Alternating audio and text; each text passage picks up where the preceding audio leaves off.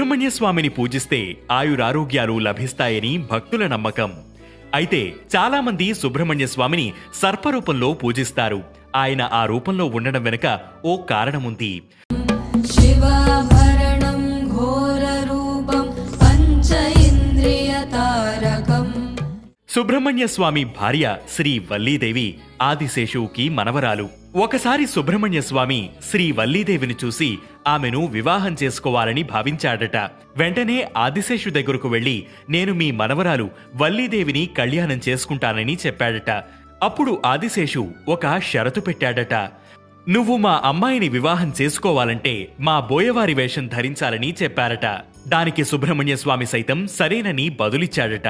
అయితే వల్లీదేవి కూడా ఒక షరతు పెట్టిందట. నేను సర్పరూపంలో ఉంటాను కాబట్టి నన్ను చేసుకోవాలనుకుంటే మీరు కూడా సర్పరూపంలో ఉంటేనే కళ్యాణం చేసుకుంటాను అని చెప్పిందట. దానికి సరేనన్న సుబ్రహ్మణ్య స్వామి వల్లీదేవి కోసం సర్పరూపం ధరించాడట. అప్పటి నుంచి ఆయనను సర్పరూపంలో పూజిస్తున్నారు.